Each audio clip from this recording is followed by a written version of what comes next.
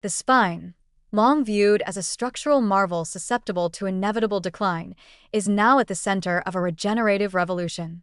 Traditionally, intervertebral disc degeneration, one of the most common contributors to chronic back pain, has been managed through symptom suppression or, in advanced cases, surgical interventions like spinal fusion or disc replacement. These methods offer mechanical solutions to biological problems, often without halting the underlying pathology.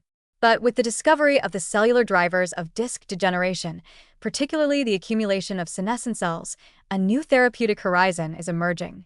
Instead of replacing damaged discs, we may soon be able to rejuvenate them, restoring their function by targeting the senescent cells, reprogramming their biology, and regenerating their structure from within. Senescent cells accumulate in intervertebral discs with age, injury, and metabolic stress.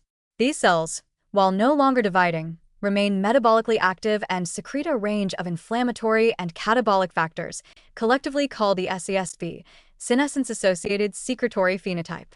In the context of the spine, SESP elements like IL-6, MMPs, matrix metalloproteinases, and TNFA degrade extracellular matrix components, hinder regenerative signaling, and create an environment inhospitable to healthy cell function.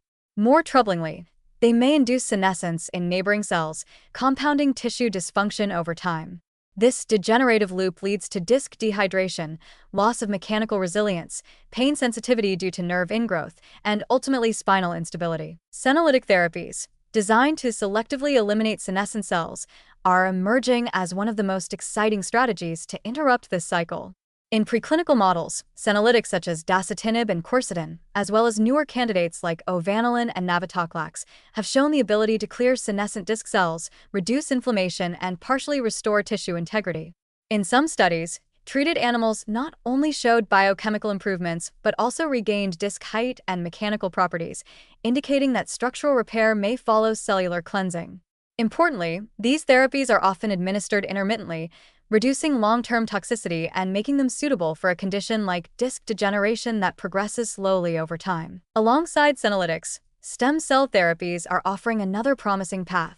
Mesenchymal stem cells, MSCs, in particular, have shown potential in regenerating disc tissue by secreting growth factors, modulating immune responses, and even differentiating into nucleus pulposus-like cells.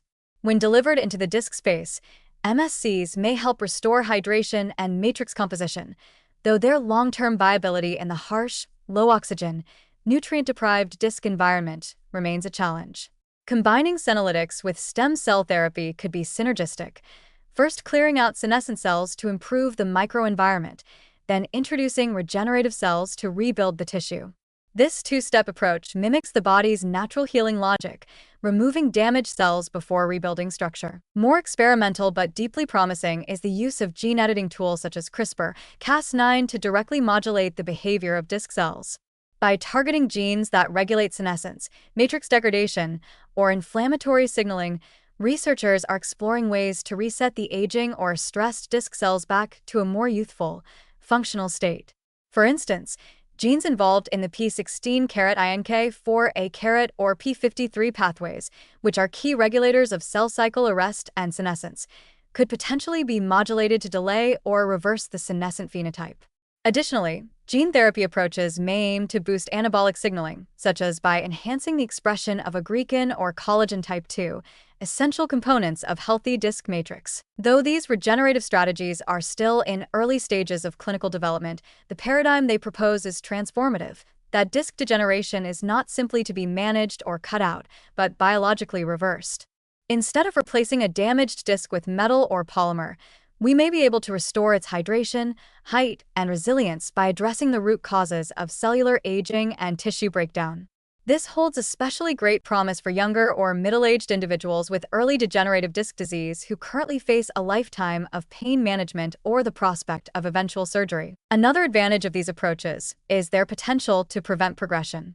If senescent cell accumulation and inflammatory signaling can be curbed early, then the downstream complications, nerve compression, disc herniation, adjacent segment degeneration, may be reduced or avoided entirely.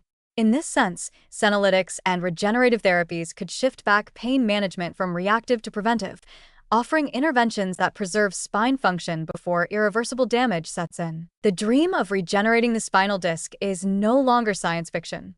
It is grounded in the biology of aging, in the expanding toolkit of precision medicine, and in a growing recognition that our tissues can be guided to heal if given the right signals. As clinical trials begin to explore these strategies in humans, the future of spine care may move away from surgical repair and towards cellular renewal, offering not just relief from pain, but restoration of youth and function at the very heart of the human frame.